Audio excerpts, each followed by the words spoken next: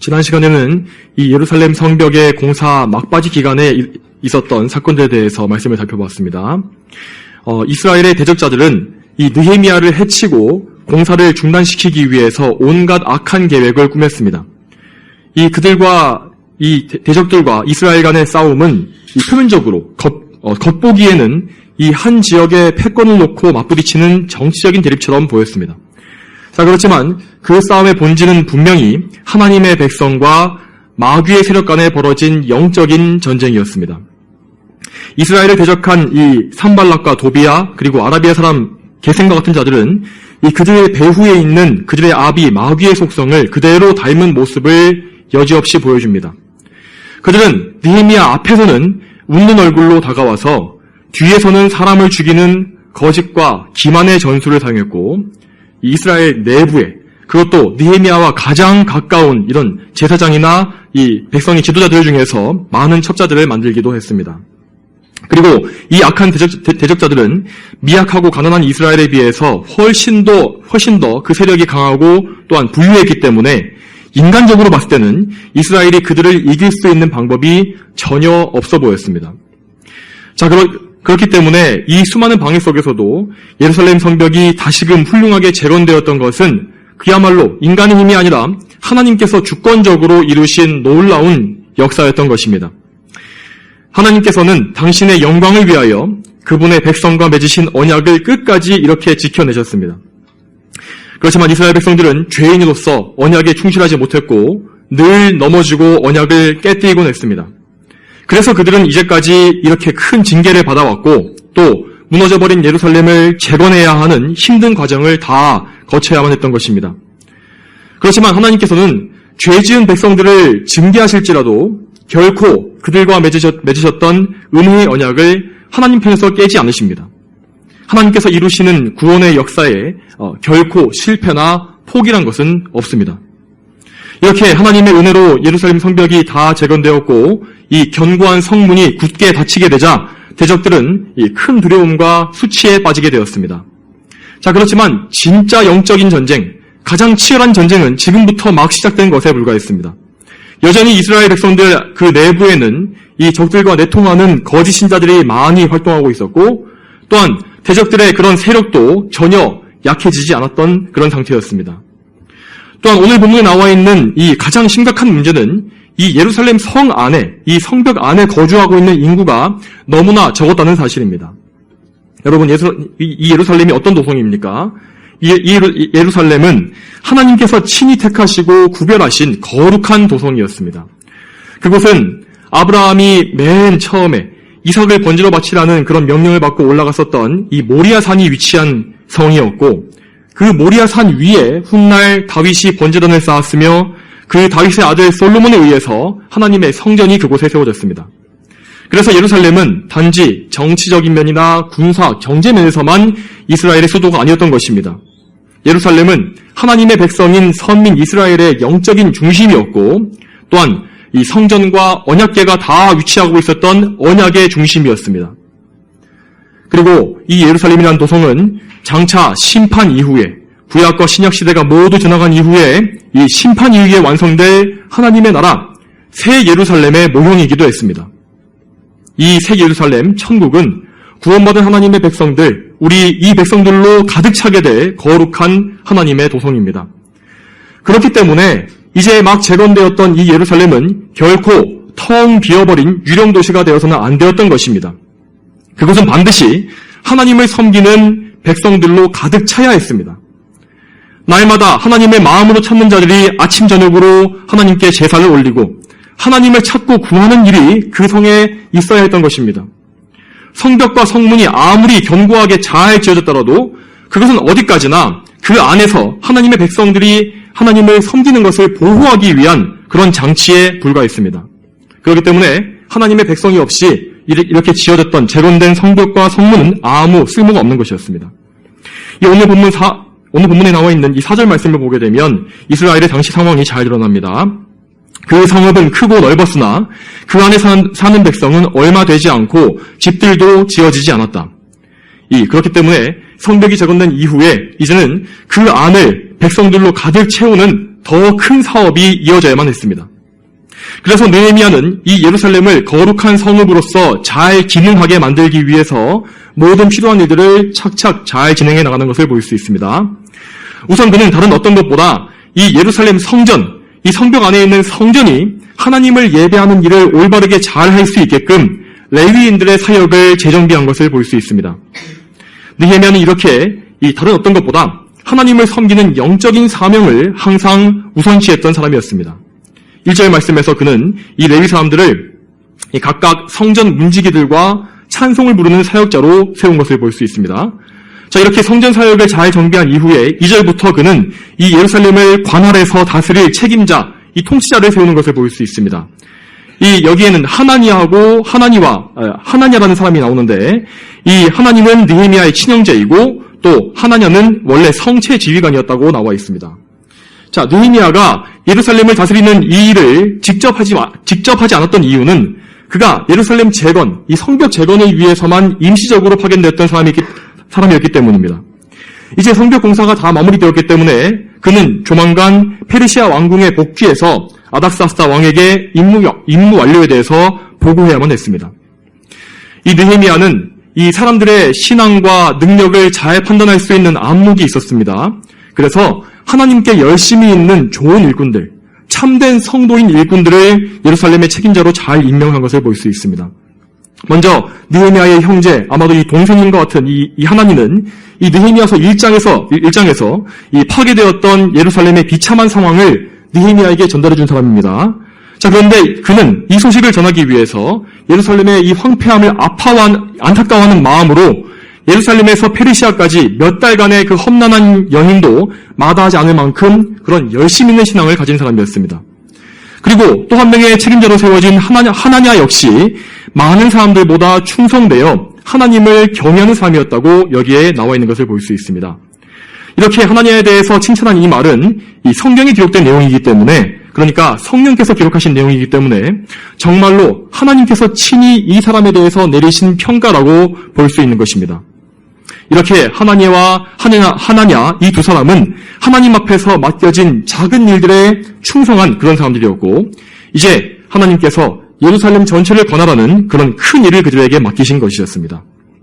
이처럼 하나님께서는 그분을 향해서 많은 열심과 사랑을 가진 사람들을 참으로 기뻐하시고 그들의 이름을 기억하시는 분이십니다.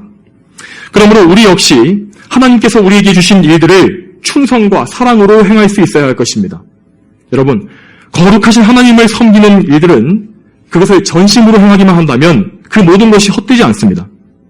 하나님께서는 그분의 말씀에 따라서 그분께 충성하는 모든 것을 다 기뻐하십니다. 그것이 아무리 작은 일을 할지라도, 아무리 하찮게 보이는 일을 할지라도 하나님께서는 그것을 멸시하지 않으시며 그들에게 모두 다 상으로 갚아주시는 분이십니다. 그리고 또한 그들에게 더 많은 일들을 맡기셔서 하나님을 더 많이, 더 충성되게 섬길 수 있는 복도 주시는 것입니다.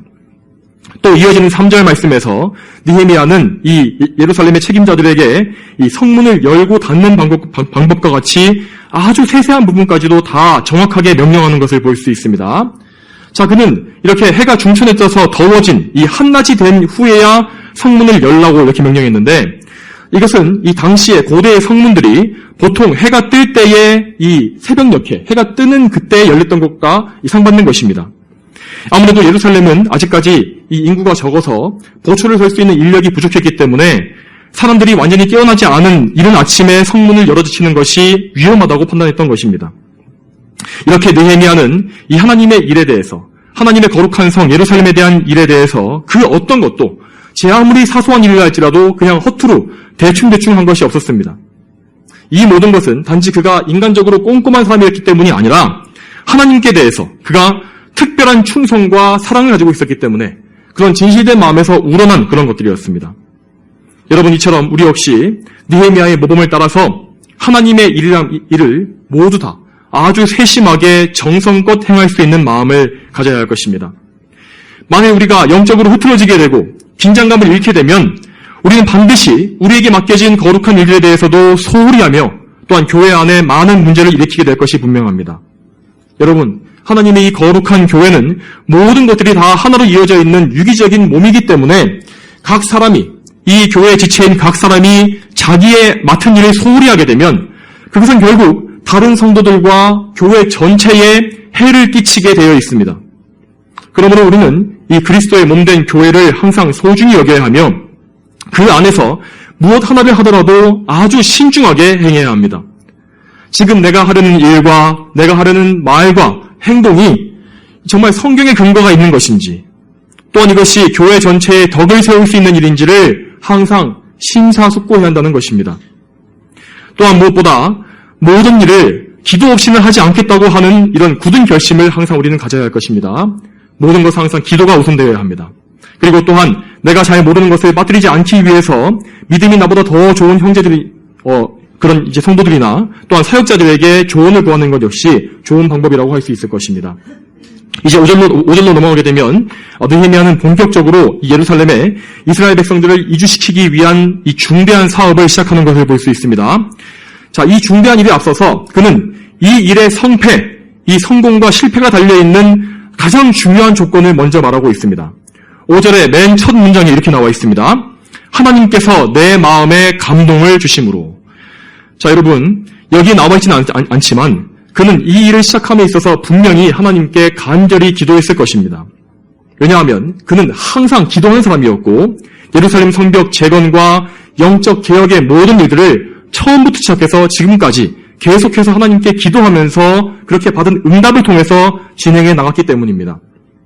이렇게 느헤미야 같이 하나님을 사랑하는 마음을 가지고 하나님의 뜻에 따라 기도하는 사람은 성령님의 인도하심을 받게 될 것입니다. 하나님께서는 이 성령님을 통하여서 느헤미야의 마음을 감동해 주셨고 그래서 예루살렘의 부흥에 필요한 일들을 할 수 있는 지혜를 넘치게 부어주셨습니다. 또한 여러분, 느헤미야는 이 일을 진행함에 있어서 오직 기도만 했던 것이 아니라 하나님의 말씀에 의지했던 것이 분명합니다. 느헤미야가 예루살렘의 백성들을 다시 채우기로 결심한 것은 그저 인간적으로 그랬으면 좋겠다라고 생각한 것이 아니었습니다. 그것은 하나님께서 과거에 이미 약속하신 일이었습니다. 하나님께서는 그분의 선지자들을 통해서 이스라엘의 포로 생활이 끝날 것뿐만 아니라 이 예루살렘이, 황폐했던 예루살렘이 다시 하나님의 백성들로 가득하게 되는 모든 역사를 모두 예언하게 하신 바가 있습니다. 옛적에 하나님께서는 이 바빌로니아의 포로로 끌려갔던 이스라엘 백성들에게 때가 차면 그들을 다시 원래 땅으로 돌아오게 하겠다는 약속을 주셨습니다. 예레미야 29장 10절에 여호와가 이같이 말한다. 바빌로니아에서 70년이 차면 내가 너희들을 찾아가 너희를 이곳으로 돌아오게 하겠다는 나의 선한 말을 실행할 것이다 하셨습니다. 이 약속은 정말 문자 그대로 이루어져서 70년 만에 스룹바벨을 통해서 5만여 명의 백성들이 첫 번째로 귀환했던 사건이 성경에 나와 있습니다. 그들은 그렇게 약속의 땅에 돌아왔고 먼저 예루살렘 성전을 다시 재건하는 데 성공했습니다. 그렇지만 여전히 예루살렘은 이 성읍은 황폐하고 사는 사람도 적었습니다. 그런 가운데에서 하나님께서는 스가랴 선지자를 통해서 예루살렘의 회복을 약속해 주셨습니다. 스가랴 8장 4절과 5절에 이렇게 나와 있습니다. 만군의 여호와께서 이렇게 말씀하신다. 예루살렘의 거리들에는 다시 남녀 노인들이 앉을 것이니 그들은 나이가 많음으로 자기들의 손에 지팡이를 잡을 것이다. 그 성읍의 거리에는 소년 소녀들이 가득할 것이고 그들은 그 거리들에서 뛰놀 것이다. 이 스가랴 선지자가 이 예언을 했던 것은 이 느헤미야가 예루살렘 성벽을 재건한 때로부터 약 75년 전의 일이었습니다. 느헤미야는 분명히 이 스가랴 선지자가 기록한 스가랴서를 하나님의 거룩한 말씀으로 알고 있었을 것이고 그래서 예루살렘이 다시 사람들로 가득 차게 될 것이라는 복된 약속을 하나님의 약속으로 확신했을 것입니다. 느헤미야는 하나님의 약속이 반드시 성취된다는 불변의 진리를 자기 손주들의 역사와 또한 말씀을 통해서 믿고 있었고 또한 자신의 개인적인 신앙 체험을 통해서도 분명히 알고 있었습니다. 이처럼 그는 하나님의 약속, 하나님의 말씀을 부여잡았기 때문에 이처럼 하나님의 감동하심으로 예루살렘을 부흥시키기 위한 사업을 계속해서 진행할 수 있었던 것입니다. 정리하자면 느헤미야는 기도와 말씀이라는 이 두 가지 영적 수단들을 통해서 성령님의 인도하심을 받았습니다. 그래서 그는 사역이 필요한 모든 지혜와 능력과 도움을 다 하나님께로부터 공급받았던 것입니다. 그렇게 하나님께로부터 얻은 지혜를 통해서 그는 5절 말씀에 이어지는 사역들을 성실하게 실행해 나갔습니다. 5절의 두 번째 문장을 보게 되면 느헤미야는 먼저 귀족들과 관리들과 백성들을 모아서 계보에 등록하게 했다고 말합니다. 자, 이것은 이 페르시아에서 귀환해서 이 유대 땅 전역에 흩어져 살고 있었던 이스라엘 백성들을 모두 다 조사해서 그 숫자를 가문별로 기록했다는 그런 말입니다. 이 사업은 이 각 지역과 각 가문의 지도자들에게 의해서 먼저 이루어졌고 그들이 그 가문의 수를 파악해서 각각 와서 느헤미야에게 보고한 것입니다. 그 작업이 이루어진 이후에 한 가지 중요한 일이 벌어졌는데 그것은 과거 100년 전 이 페르시아 왕 고레스의 시대에 1차 첫 번째로 유대 땅에 복귀했던 이스라엘 자손 5만여 명의 명단이 발견된 것이었습니다. 이 명단은 우리가 전에 살펴보았던 에스라서 2장에 기록되어 있는 명단과 일부분 이 숫자의 차이를 제외하면 동일한 그런 명단입니다. 느헤미야는 이 명단과 현재 이스라엘의 실제 숫자와 명단을 대조해 봄으로써 각 가문별로 인원이 얼마나 불어났는지 그리고 각 가문이 순수한 이스라엘 혈통을 가지고 있는지 그렇지 않은지를 확인할 수 있었을 것입니다.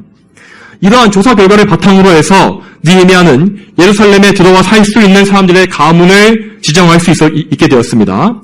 그래서 이러한 작업을 거친 다음에 느헤미야는 나중에 11장에서 예루살렘에 살 사람들을 이 전체 인구의 10분의 1이라는 비율로 제비 뽑아 선발할 수 있는 기준을 세울 수 있었던 것입니다. 자, 그런데 여러분, 어떤 사람들은 에스라 2장에 나와 있는 명단과 느헤미야 7장의 명단 사이에 차이점들이 많다고 해서 그것을 근거로 성경에 자 봐라, 이 오류가 많지 않느냐, 성경은 무효한 것이 아니다라는 주장을 펴기도 합니다.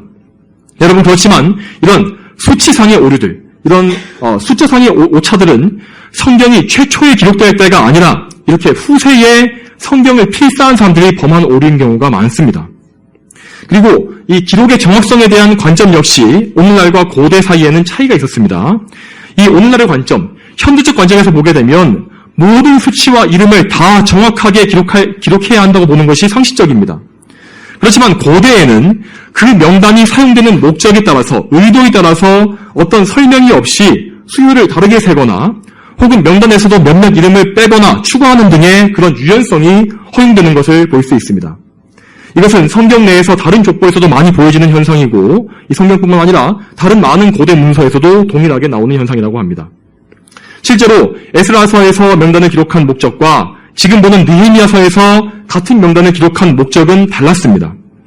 에스라서 2장의 명단은 이 포로 시대 이전의 유다 왕국과 다시 돌아오게 된 백성들이 이어져 있는 한 혈통의 민족이라는 사실을 보여주려는 그런 언약의 목적을 가지고 있었고 지금 보고 있는 느헤미야 7장의 명단은 예루살렘 거주민을 선발하기 위한 이 통계 자료의 목적으로 기록된 것이라고 보면 되겠습니다. 자, 그렇기 때문에 우리는 이런 사소한 이 숫자의 불일치 때문에 성경의 무효성, 오류가 없다는 이 사실을 의심하는 그런 영적인 오류를 보면서는 안 될 것입니다. 성경의 원문은 분명히 성령님의 감동으로 완전하게 기록되어 있으며 이후 계속해서 필사되어서 우리에게 전달되는 과정에서도 성령님의 역사로서 잘 보존되어 왔습니다. 물론 긴 역사를 거치면서 시간을 거쳐가면서 이렇게 숫자의 차이와 같은 사소한 변화는 있었을지 모릅니다. 그렇지만 성경 속에서 우리의 구원에 필요한 가장 중대한 내용들은 절대 오류나 모순이 없이 완벽하게 우리에게 전달된 것이, 우리에게 주어진 것이 확실한 것입니다. 따라서 우리는 항상 성경을 의심 없이 진리로 믿고 받아들여서 이 성경을 통해서 하나님을 알아가는 일에 더욱더 힘써야 하는 것입니다. 이제 남아있는 6절부터 73절까지 말씀에서는 에스라서 2장과 거의 동일한 이 백성들의 계보가 쭉 기록되어 있습니다. 이 구절들에 대한 이 자세한 강의 내용은 제가 이미 에스라서 2장을 강의할 때에 이미 다룬 바 있기 때문에 다시 반복하지는 않겠습니다.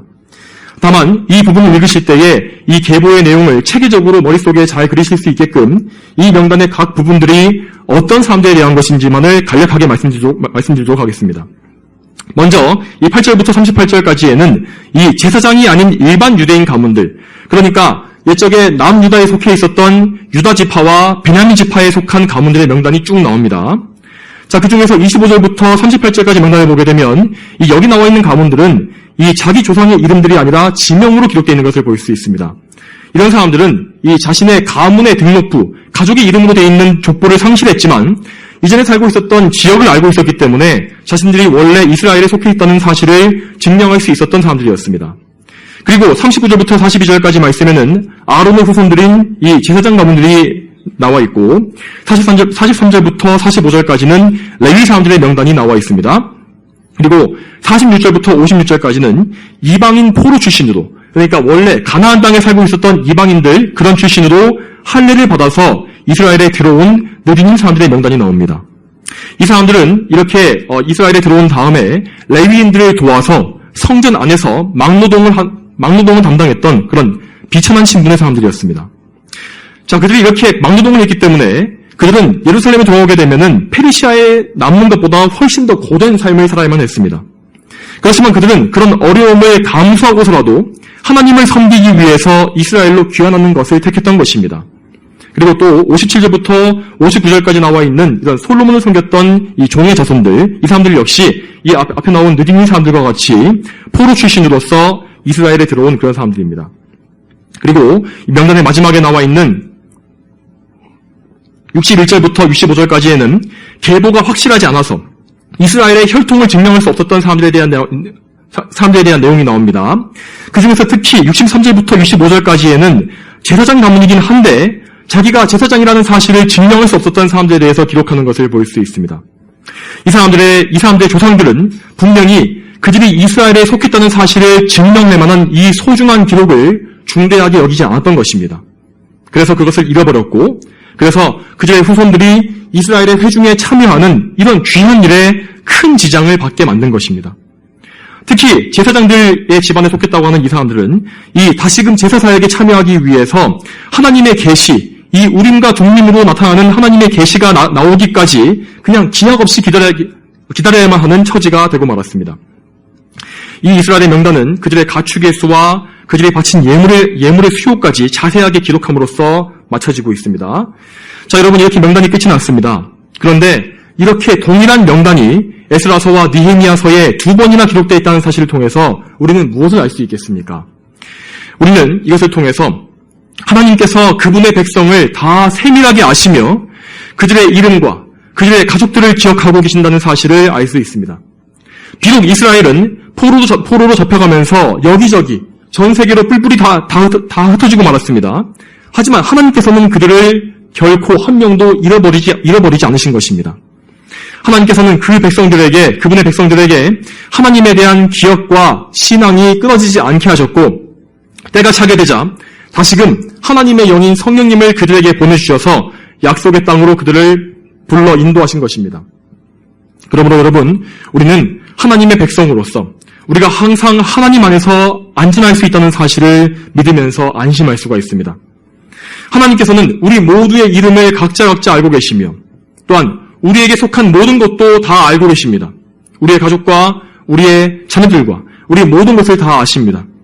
또한 하나님은 우리의 속마음도 다 아시기 때문에 우리 마음 중심에 하나님을 사랑하는 마음이 있는지 없는지도 아시고, 또한 우리가 마음속에서 깊이 걱정하는 것, 슬퍼하는 것, 불안해하고 염려하는 것들도 다 알고 계십니다. 그러므로 성도 여러분, 아무것도 염려하지 마시기 바랍니다. 하나님께서는 그분의 백성을 손바닥에 새겨놓으셨다고 하셨고, 또한 우리의 머리카락 속까지 아실 만큼 우리를 세밀하게 살피시는 분이십니다. 여러분, 옛적에 이 대제사장의 가슴에 이스라엘의 12지파를 상징하는 12보석이 박힌 흉패가 걸려있지 않았습니까? 그것과 같이 우리의 대제사장이신 예수님께서는 그분의 백성인 우리를 그분의 가슴에 품고서 하나님 앞으로 직접 나아가시는 분이십니다. 그렇게 그리스도 안에 안겨있는, 그리스도의 품에 안겨있는 우리를 그 누구도 그리스도로부터 빼앗을 수 없는 것입니다. 그렇기 때문에 우리는 항상 하나님께 의지함으로 마음의 평안과 안식을 누릴 수 있고, 또한 영원한 소망을 가지고서 기뻐하며 살 수가 있는 것입니다. 또한 우리가 이 느헤미야서에 나와 있는 명단을 통해서 알 수 있는 또 한 가지 사실이 있습니다. 그것은 하나님께서 그분의 교회를 위해서 수고한 사람들을 모두 기억하시며 그들의 이름을 영광스럽게, 영예롭게 하신다는 사실입니다. 이 첫 번째로 1차로 예루살렘에 기원했던 사람들은 이 오직 전적인 은혜로 하나님께 부르심 받은 사람들이었습니다. 그렇지만 동시에 그들은 은혜를 받긴 했지만 그들 자신의 입장에서는 이 오직 믿음 하나로 많은 희생을 감내해야만 했습니다. 그들은 페르시아 땅에서, 바빌로니아 땅에서 자신들이 평생 일궈왔던 삶의 터전을 다 정리해버리고 미지의 땅으로 가야 했고, 또 그곳이 하나님의 약속이 있는 땅이라는 사실을, 그 사실 하나만을 믿음으로 바라보면서 험난한 여정도 거쳐야만 했습니다. 그들은 유대 땅에 돌아온 이후에도 힘겨운 인생 여정을 다 겪었을 것이고 마침내 거기에 죽어서 묻혔을 것입니다. 그렇지만 하나님께서는 그들의 수고와 죽음을 잊지 않으셨고 그들의 후손을 통해서 마침내 예루살렘이 재건되어지고 부흥되게 하신 것입니다. 이처럼 하나님의 부르심 받은 사람들을 하나님께서는 그분의 부르심 받은 사람들을 통해서 하나님의 복된 언약이 계속해서 이어집니다. 그리고 하나님께서는 그분의 부르심에 순종함으로 인해서 그들을 성경에 2번이나 그 가문의 이름대로 기록해 주시는 영광을 그들에게 부여해 주신 것입니다.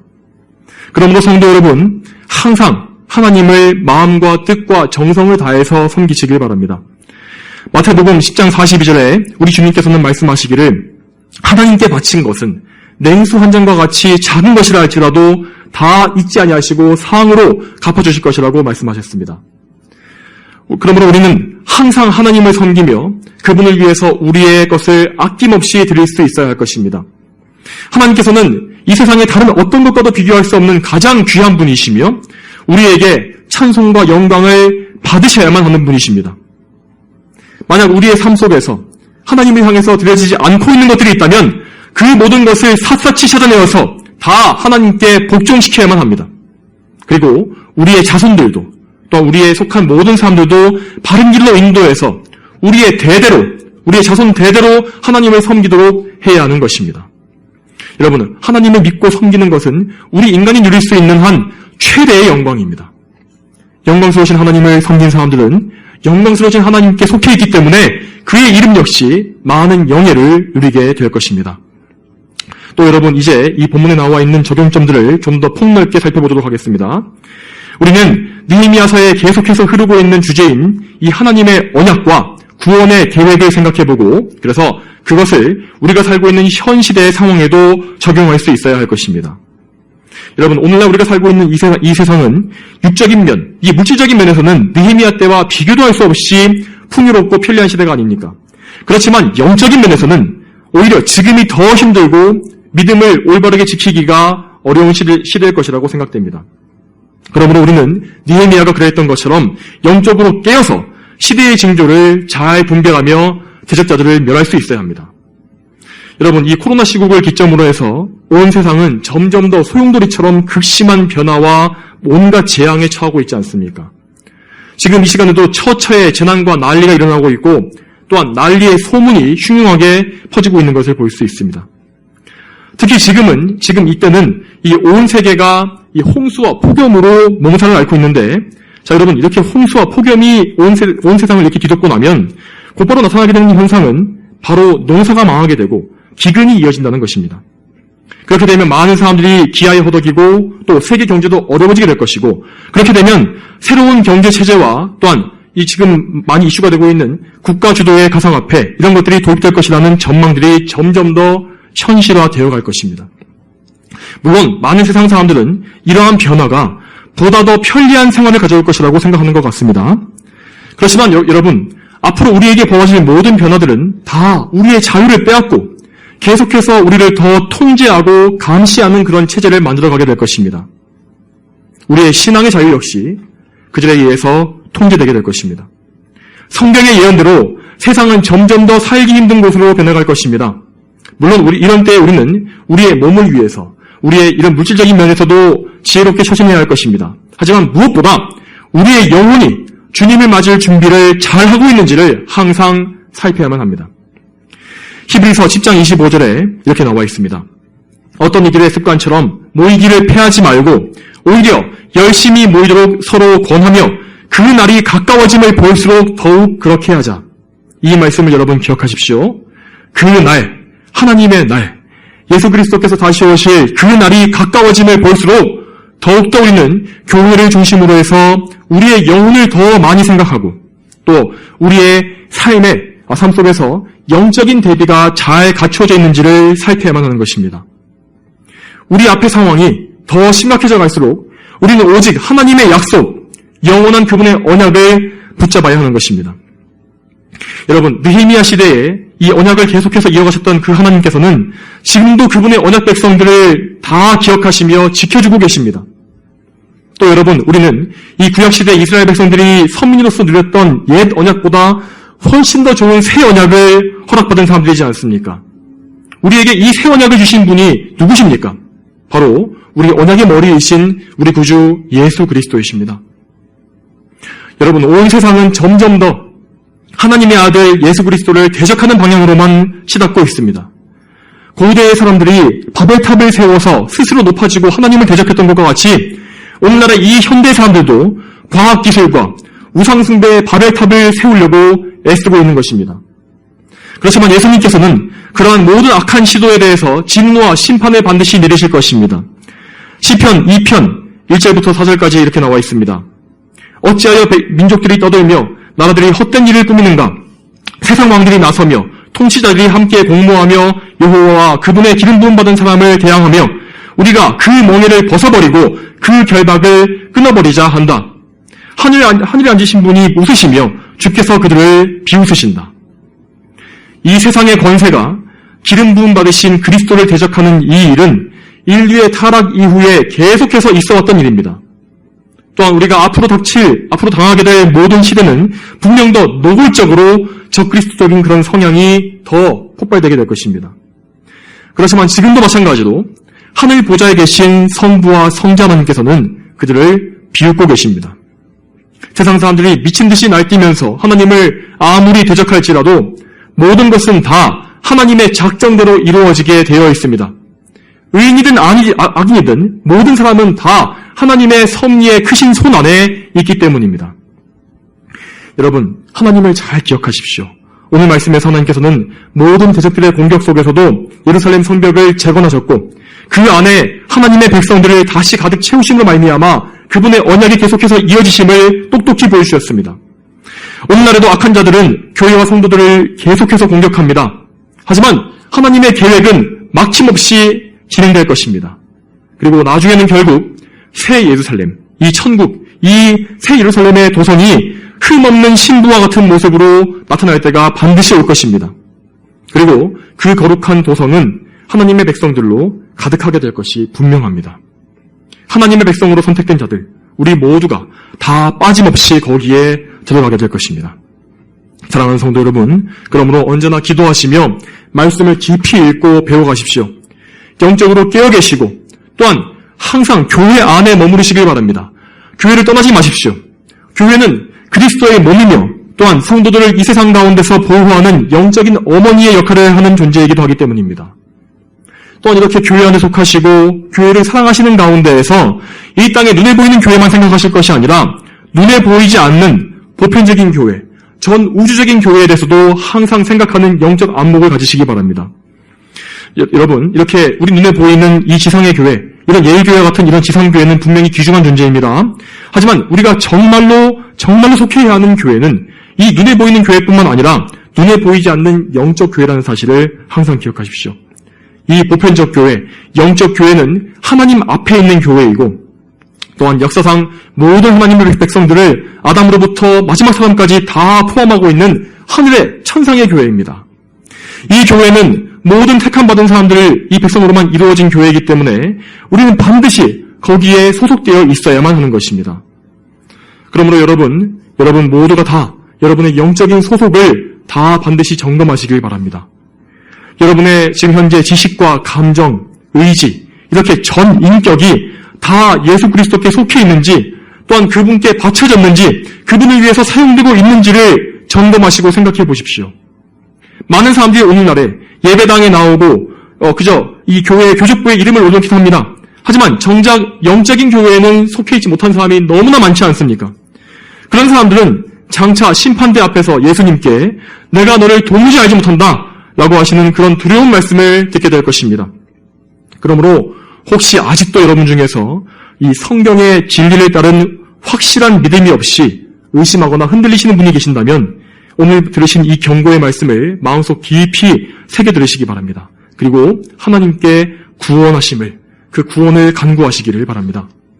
성도 여러분, 지금 우리는 점점 더 마지막 때의 징조가 드러나는 그런 마지막 때에 살고 있습니다. 그렇지만 절대 부헌해동하지 마시고 오직 우리 구주 예수 그리스도를 더 굳게 붙잡으시기 바랍니다. 오직 예수님만이 우리를 이 죄악된 세상과 우리의 죄악 가운데서 구원하실 유일한 우리의 구원자 그리스도이시기 때문입니다. 이 사실을 기억하시고 우리 모두가 다 예수님만 섬기게 되기를 축복합니다. 다 함께 기도하시겠습니다.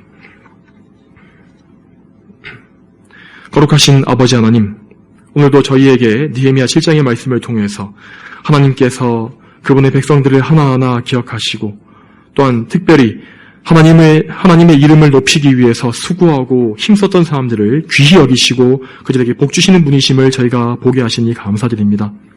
하나님 아버지, 느헤미야의 때와 같이 지금도 온 세상의 교회의 대적들과 성도들의 원수들이 날뛰고 있으며 또한 마지막 때가 다가올수록 우리에게는 이러한 징조들이 훨씬 더 확실하게 보이게 될 것입니다. 하나님께서 이 땅에서 모든 은혜를 거두어 가실수록 사람들의 악은 더 번영할 것이며 저희는 그 속에서 정말 하나님을 섬길 수 있는 자유를 점점 더 잃어버려가면서 압박받아가면서 괴로움과 박해를 당하게 될 것입니다. 하나님 아버지, 이 모든 것이 다 성경에 기록되어 있는 예언이지만 하지만 저희가 언제까지나 정말 끝까지 저희 생명이 다하기까지 항상 하나님을 바라보면서 오늘 말씀에 나와 있는 하나님의 언약 또한 지금 오늘날에도 이어지고 있는 또 영원히 이어질 하나님의 그 언약을 바라볼 수 있도록 도와주시옵소서. 하나님의 백성을 향한 예수 그리스도께서 세우신 그 언약은 항상 우리에게 있사오며 아버지여 정말 그것을 붙잡는 자에게 영원한 생명을 주실 것을 저희는 믿습니다. 항상 그 언약 안에서 저희를 보호하시며 저희와 저희 자손들을 이끌어 주시옵소서. 감사드리며 예수님의 이름으로 기도 올립니다. 아멘.